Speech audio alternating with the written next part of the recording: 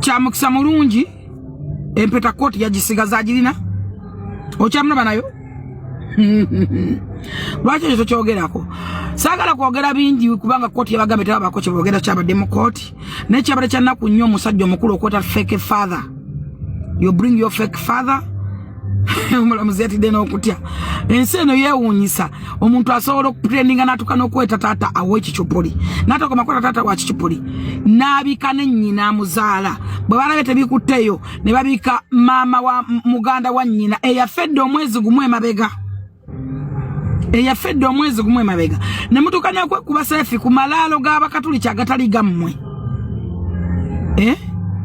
bannange ensi eno enseso bannango Bible egamba nti labanna akolimiddwa oyo yenna olimi w'omulimba terulira bamukisa kati laba akolimiddwa oyo yenna ayitwako obulimba olulimi lw'omulimba terulira bamukisa tolira bamukisa mu nsi muno mumine be bamugobe mu kizimbe bamugobe uwe bamugobe ate uwe omuntu gwe wajuwidde yabadde manager ntale bwe bamuyise n'ayogera kyana sasula bano nti mirembe yo mirembe n'ensambya bayawudde okusinziira ku mawulire ago g'owulira gabadde mu koti era kigambibwa nti mirembe koti yamugambye ejeyo ebintu byonna ebibadde ku nsambya eyo building gye babadde bakoleramu bonna koti yamugambye ejjeyo kubanga nti takiinako bwananyini nti nsambya yakiinako obwananyini era bamugambye nti mpoze ng'aleese obukakasa nti ye yasasulanga rent nti oba aleese receipt nti alina okutwala oba receipts akakase nti ekizimbe yakiinako obwananyini so bwenjogerera kigambibwa nti n'ebintu yamaze dda okuba nga abijjayo ndowooza babadde baga relationship eno eggwe mwawangudde mirembe yagenze ku nsambya furniture n'aparkinga buli kamu akayitibwa nti yateekako 10 yagenda n'alambula abaakaleeta yagenze n'aparkinga buli kimu mu buveera ate ebintu ebitwalidde mu nnuuwa ye n'asiibula n'agamba nti bana nze nkoze eki nze n'ensambya eyo muvu mirembe gye yakoze ne tukakasa nti kati ddala kituufu yasazeewo kozi bamba mwakyawagana n'omuntu ng'omanyi nti abeera wali ng'ate okyasobola okugendayo kitegeezo kyalina chance ne hope emwagala naye yagenze n'aparkinga buli kamu yakaparkinze n'akatwala so mirembe and nsambya chapter closed divorce ewedde ebintu babijjeeyo kati tukyayogera kuki ekyo tukimaze tukwate y'abaani you don't know bambisi birungi yadde nakamu abantu bano babadde babuildinga kwegamba nga batwesimisa etubalaba wali mirembe beddings and nsambya furniture ono ali mu biki bya beddings kate ntwala tugende olya kwegamba ekintu kyawe nga kyakwatayo nga kitambula bulungi naye nga bwe bagamba nti sitaani tebula kkubo era munnange sitaani yabayingirira era okukakana essaawa ya kakati we twogerera obufumbo bwabwe mye nga tuvuddeko nga tweyongerayo mu mawulire ag'enjawulo ye olutalo lwa Ssenga Acid ne Haji Bakaluba lukyalanda era nga teri alina bigambo biwoomu eri munne abasajja abasiraamu mumanyiranya abakazi Bakaluba yalowooza mbuno akubidde ndowooza abakazi be abamukomba emisolo. That was not me, that was my phone. That was my phone. Sikukubidde ku having a conversation now. Excuse me. How come you katandika learn to respect people in their caliber? Bakaluba, there was nothing that was talked about you on that live that was news. The whole world knows.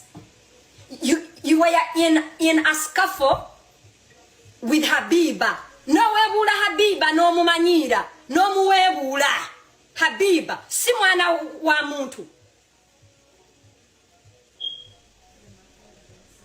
No webula Habiba ne mwerega naye nokola zi interview. It was not news, but guess what? I have news. I have news, Haji. I talked about ebintu ebyabulijjo. you know, ogatika abakazi, owebula abakazi, oyagala abawala abatwa. That was public knowledge. Guess what? Now I have private knowledge. Abantu bo bokola nabo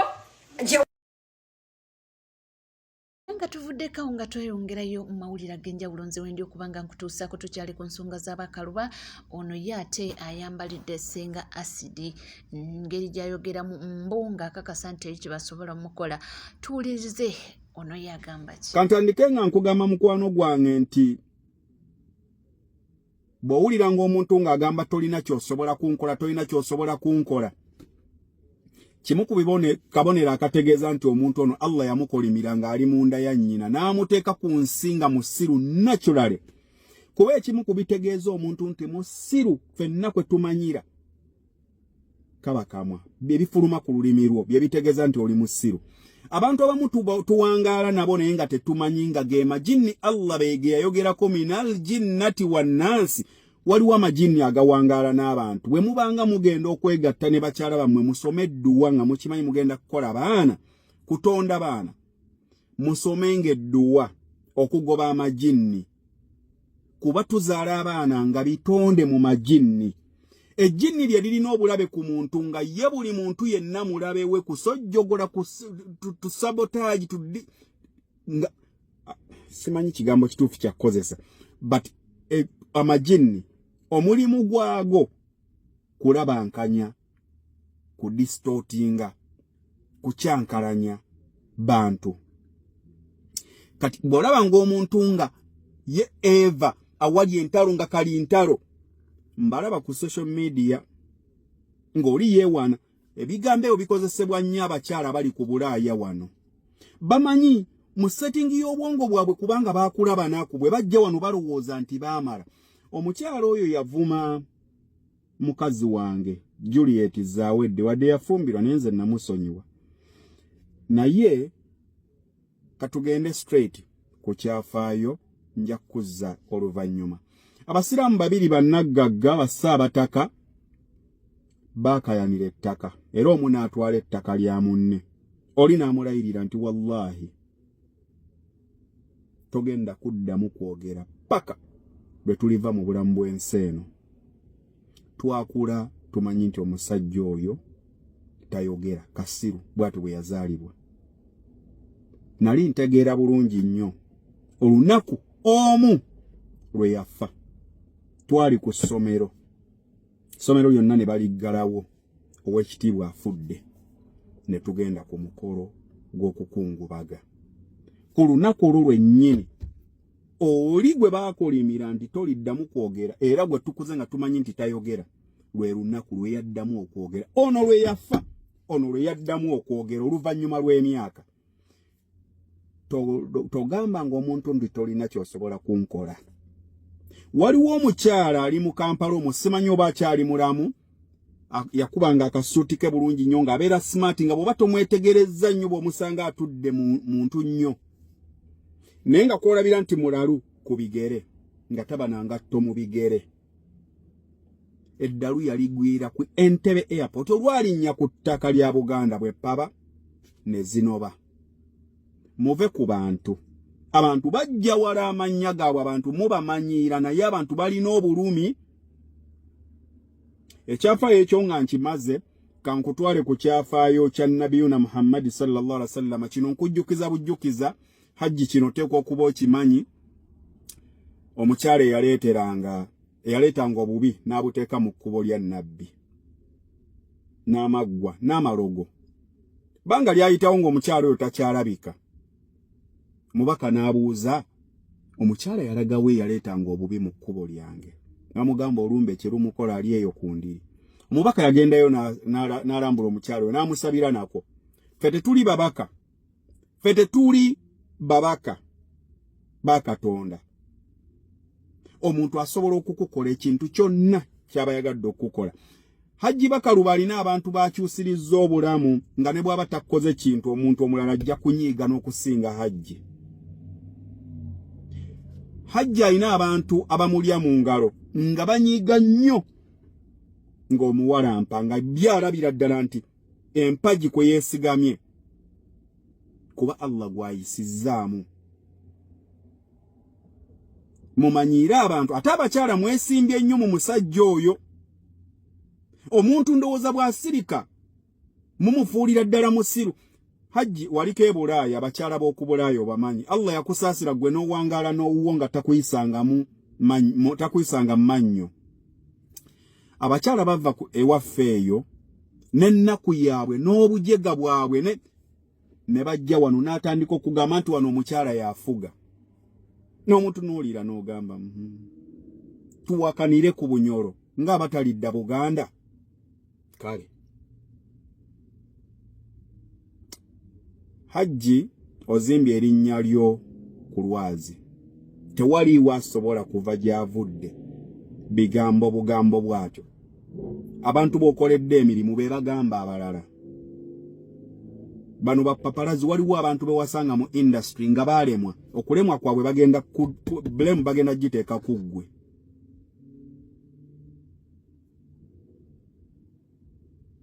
Sigenda kwogera bingi, kansuubire ofunyeemu ekyokuyiga mukwano gwange ggwe andaba. Haji obubaka bwange bw'obadde bwakusaasira mmanyi kye kitegeeza omuntu okuwalampirira naddala ng'ebigambo byayogera si bituufu ng'ajingirira. Naye fere tutuula ku lukiiko lwa Katonda, tetuli bamalayika. Nkwagala nnyo. Tubadde tukyali awo era esenga acid n'ayambalira omukulu Chrysostom Muyingu, ono ye minisita wa higher education waneno mu ggwanga Uganda.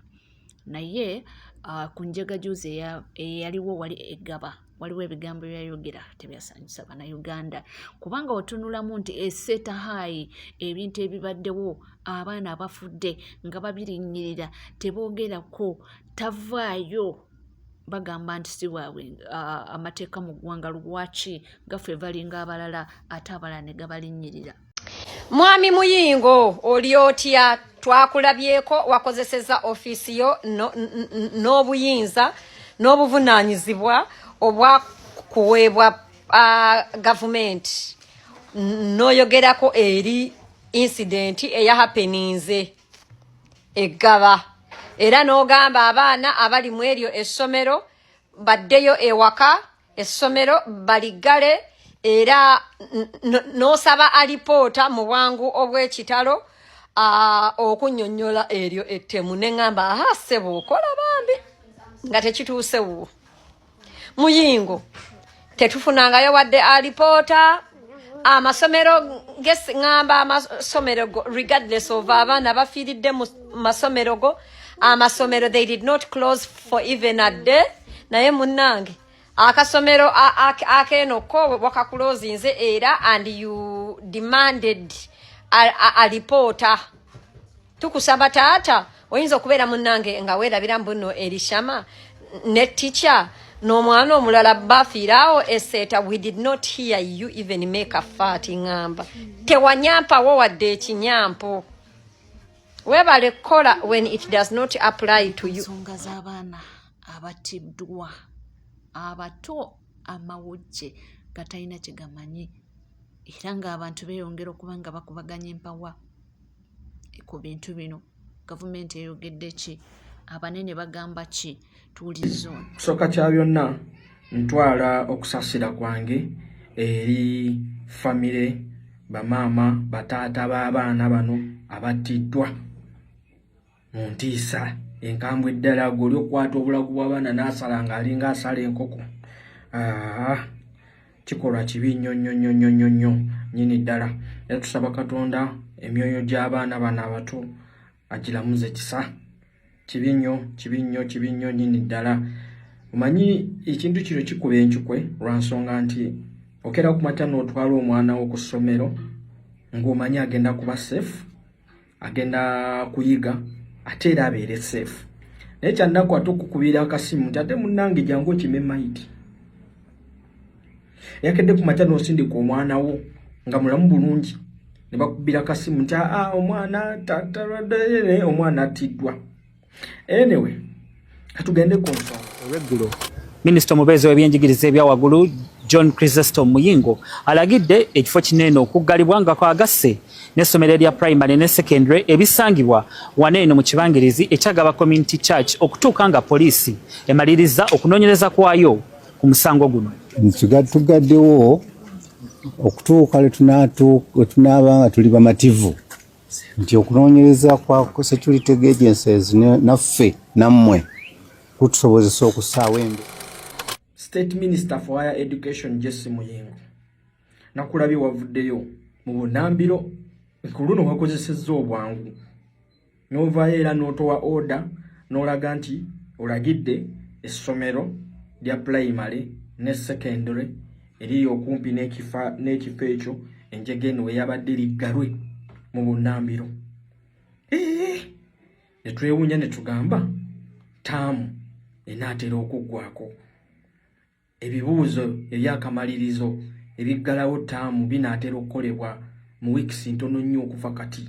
Natugamba ti ate tekisobola kulindako abaana bano ne batadda waka ne basobola kikiri nti banaatera okumalirizaako taamu kubanga si enjege esoose gibuvuddeko mu mwaka oguwedde 2025 mu mwezi gwa February amawulire gakeera okufuluma ng'omwana wa S3 yetugidde Elishamu yetugidde akozesa committing suicide mu ssomero lya Setahaye Mukono.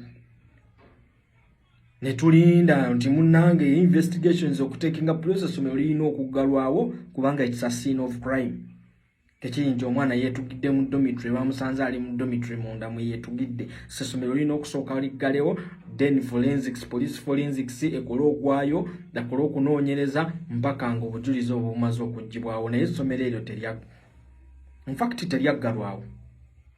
Tetwalabako na ku bwangu bwo bw'okozesezza ku ssomero lino ate ng'ekisooka kya byonna nandibadde nsuubira nti ministry gy'okolamu eya Ministry Education and Sports kubanga State Minister wa Higher Education kitegeeza secondaries the institutions okudda waggulu gwe minister waazo. Kyokka ate tulina State Minister omulala Joyce Kaduchu, omukyala Joyce Kaduchu ng'ono ye State Minister wa Primary Education. Yes, the minister akola ku byenjigiriza ebya wansi bya primary koze nenjega tugiraba yagudde mu primary ne situmanyi lwaki wakozesezza obwangu obuyitirivu n'ojja n'ogyenyigiramu mangu era n'olaga nti oteekenze course era wadde ne order essomero liggalwe essomero ya primary ne secondary liggalwe. Hanno ffe kitwewuunyisa ne twebuuza nti bannaffe ekintu kino ky'okoze olwaleero nga tekyakolebwa ku seeta kwanga twogera ku bayizi lwaki ate ku mulundi guno kikoleddwa ate ku mulundi guli tekyakolebwa. Ebyo nno oluusi byebibuuzo bye tusigaza nga twewuunya ne tugamba wabaawo ebigendererwa ebirala ebikusika emabega nandiki cause you can't tell us nti omwana yeetugidde mu ssomero munda mu dormitory investigations ezigenze mu maaso n'essomero teriggaddwa naye enenjege ebaddewo ngirine ku kamera nga n'abaginyumya babadde buli kimu kyonna bakiraba nga neyakoze ekikola ekifaananako kityo yaali mmida munda kuno abaana kabadde waka ebbanga eritaliggere tulabe really twatuuka ddyawo kino tukiyite tutya tukinyonyole kitya nenge ekirekedde mmwe bannansi kubanga wetuvaire twebuuza ku bina ebintu ebimu nga abalala babitwala abulala babiraba bubi kakati nange nkirekedde ggwe mu nnansi nti owange kino ekikolo ekyakoleddwa kyekyabadde kirina okukolebwa State Minister for Higher Education Jesse Muyingo okuggalawo essomero lino nga taamu enaatera okuggwako olwo abazadde abasasula akafiizi kaabwe. After all mumazo sekiwalingi wabadde enjege eno ne culprit mumukote kati ate kyagazzaawo essomero kiki n'oggala erya primary n'oggala n'erya secondary kati twebuuza kigendera kyekiri emabega kaawo ng'ate ne gye buvuddeko essomero erigambibwa mbu liryo jo tetwasobola kulaba ku kikola kifaananako bwe kityo. Tuba sometimes tugenda ne tugamba nti kati tosobola kuddira muntu n'omuwa docket atenga dokita eyo gyomukwasa tugeze yabyanjigiriza atenga naye ali mu masomero nga business yemu mwatambulira. How do you expect someone to deliver? Kati kino tukitwale tutya singa kale nno Kaduchu ye yavuddeyo naye gwe Jesse Muyingo. Webale kubanga wekumide ku Legit TV 256 tewerabira kubanga subscribinga ringinga that notification bell sharinga likinga ebisigadde kubanga tukomo nabyo tovaawo.